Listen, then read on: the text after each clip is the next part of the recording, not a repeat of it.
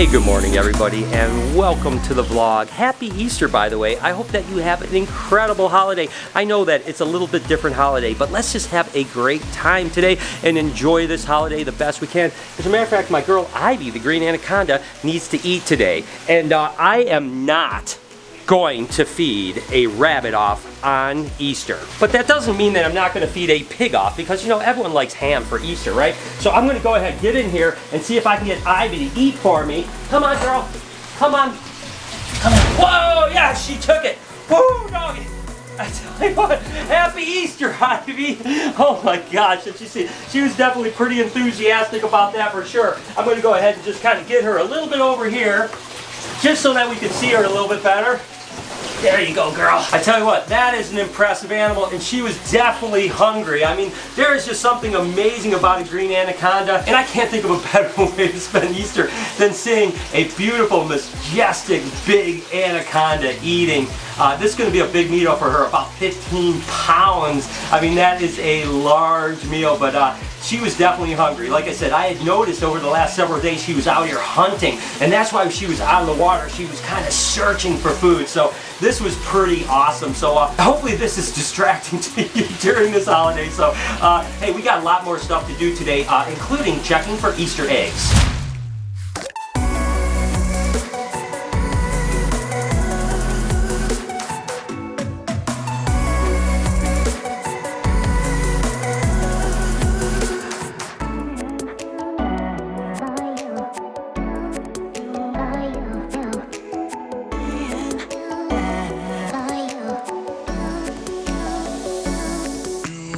There's no doubt when you think of Easter, you think of kind of pink and just beautiful colors like this. Of course, this is actually a salmon or a coral snowcorn. That's just a polygenically bred animal that each generation you breed the pinkest animal to the pinkest animal. And eventually, after several generations, you get these ridiculous pink snow corn snakes. I mean, that thing is absolutely ridiculous. And I can't think of another snake that I can think of Easter anymore, that's for sure. And here's another example of a salmon snow, but this is actually a motley, and for whatever reason that motley has those circles down the center. They used to call them either motley mutants or hurricane corns and stuff like that, with those little kind of circles that look almost like a hurricane. And for whatever reason, when you breed it into the corals, it almost turns a green tinge, so that makes it even more Easter-like.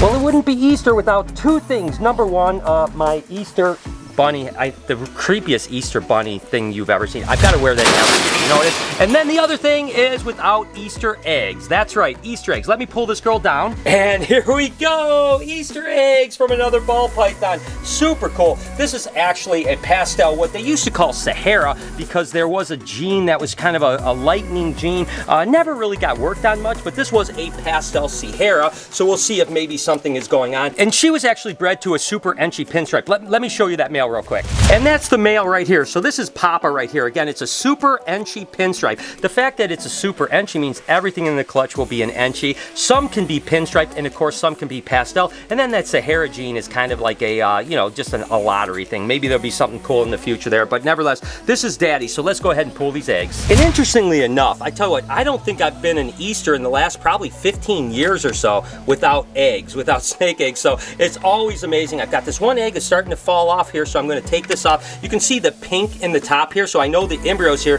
It didn't roll. I was able to save it before it rolled. Just don't want to get bit by Mama. It's okay, Mama. You did so good. Look at what a beautiful clutch of eggs you have, Mom.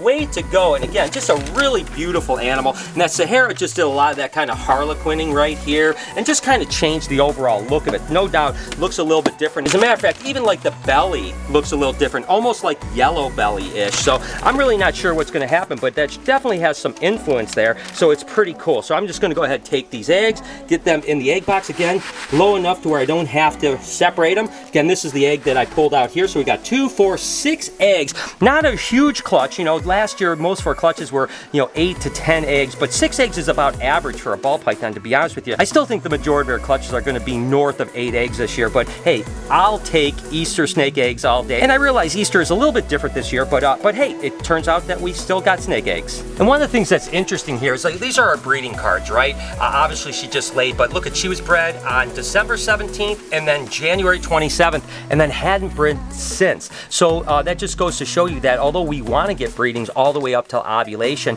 in this case she actually just retained sperm. She wasn't bred for 3 months. So, you know, a lot of times people would think, oh my God, she wasn't bred since January, she's gonna have infertile eggs. That just goes to show you sometimes I've had females be bred one time, say in December, and then lay eggs in May or June and still retain that sperm. So thankfully we got a good clutch of eggs.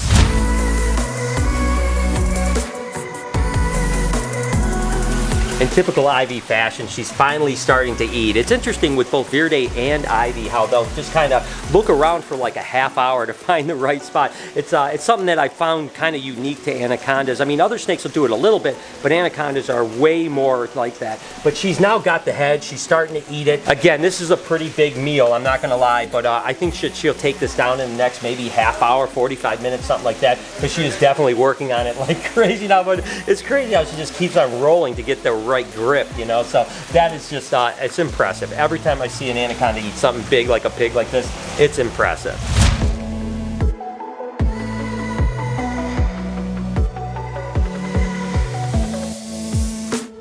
And I hope you guys are having an amazing Easter. I realize that things are a little different this year. It's the first year I haven't been able to see my mom since I was a kid.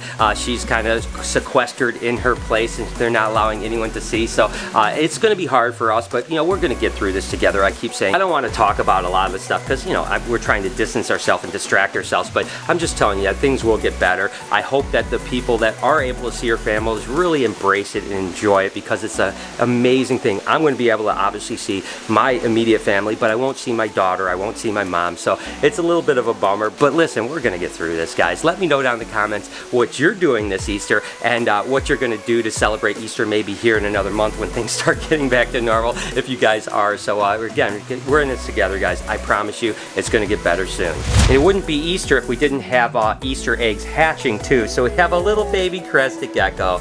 That's awesome. So is there just the one egg in this one? Yeah, I think the other one hatched like a week ago. Oh, actually. So they were yeah, that's weird. This one took his time. A little extra time. Exactly. He just wanted to hatch on Easter, you know. So this is a little Easter baby, absolutely adorable. So it's cool. We got Easter eggs, and now we have Easter eggs hatched. Another snake that really kind of reminds me of Easter, just because it almost looks like something you would paint on an Easter egg or something like that. Of course, is Moo Moo, the cow reticulated python. She is absolutely gorgeous and starting to get a lot of freckles. It's going to be interesting to see how this girl turns here in the next year. And you know, Easter has always been a holiday I've loved, mainly because I love summertime, and that's usually when in Michigan the weather is finally turning. Typically Easter is that time when it's like, all right, finally we start to get warm weather, we're kind of getting closer to the summer, and it's just always been a holiday that I've enjoyed, mainly for that reason, quite frankly. But Moo Moo definitely does remind me of Easter. Let me know in the comments, like, what animal do you think looks the most like Easter? You know, what is reminding you? As a matter of fact, I'll put a picture right up here that was a cool Photoshop that was actually a leucistic rattlesnake where someone put it like all different colors, pinks and all kinds of stuff, and that was like kind of the Easter Instagram photo that everyone used for a number of years. But I just wonder, you know, what is it to you that reminds you of Easter as far as animals go?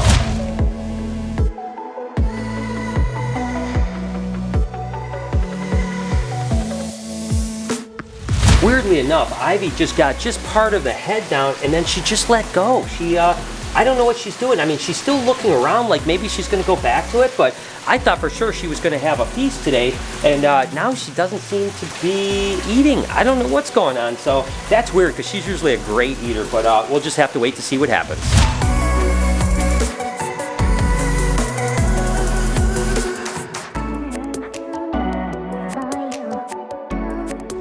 While we're waiting on Ivy, I kind of did lie to you. I'm going to feed one little bunny off today, and that's of course to my girl Perdita. Hey girl, you want some food?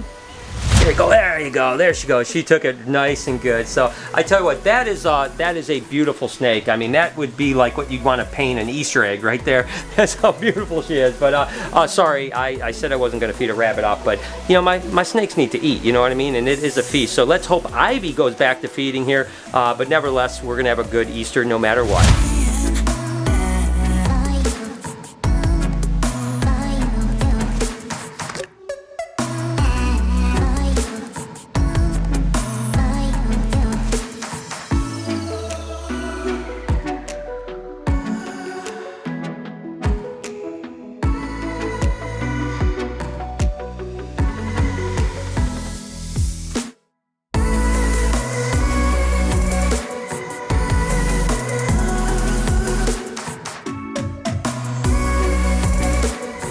right, good news. Ivy ended up taking it again, so it looks like she's going, I don't know, she's just sometimes being weird, but looks like she's crushing it now. Fingers crossed she'll take the whole pig down and have a good Easter feast. Another very Eastery snake, of course, is the pastel pink hognose snake. Again, they have the pink and they have kind of the green hues. Definitely very festive when it comes to Easter for sure. Now, these are an albino, obviously, but they're not compatible with the normal albino or what they call orange albino hognose. These guys were found completely different than the other one, and when you breed the pastel pink albinos to the normal orange albinos, you actually get normal babies that are heterozygous for both.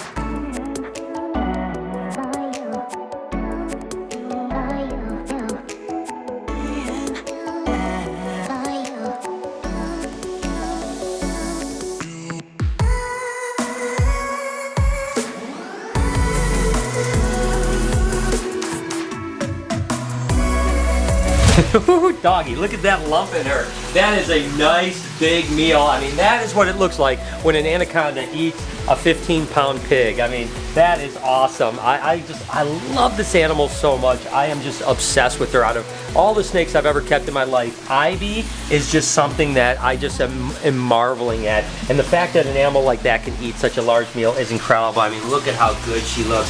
Now the question is, I'm continuing to figure this girl out. Is she gonna stay on the land under the heat? This is the hottest spot here. There's another hot spot on the other side, but not as hot as this side, because this has actually a Zoom Ed power sun. So this is a vapor bulb over here. Over there, it's still pretty warm. So is she gonna stay on land, or is she gonna go back in the water with that big meal? Only time will tell. The last Easter snake for you guys. This is actually kind of, I don't know, it's supposed to be purple, and you know, you think of purple when you think of Easter. I don't know if this is super purple, but it definitely has some purple hues to it. This is a super chocolate banana, and of course I was hoping when you added pinstripe you would get that solid purple Barney ball python. I'm still starting to doubt myself if that's going to happen, but nevertheless, it's still cool to think about. And another ball python that kind of looks like a Easter ball python for sure. It's got some purple, it's got some yellow. I mean, yeah, I think that's a pretty good example of an Easter snake for sure. Again, let me know in the comments what you guys think. Well, it turns out that she ended up back in the water, and look at that lump right there. I tell you, this girl always has me guessing. I'm never sure what's going on, but I am loving learning so much about such an absolutely majestic and beautiful animal. I hope you guys have an amazing Easter, the best Easter you possibly can. If you haven't got enough of me yet, there's actually a playlist of a bunch of giant snakes right here, if you don't mind. Up here, you can even subscribe to our podcast called Checking In. Subscribe to this channel, of course, right over here. I really do appreciate you guys. Again, happy Easter. Be kind to someone, and I promise I'll see you guys tomorrow.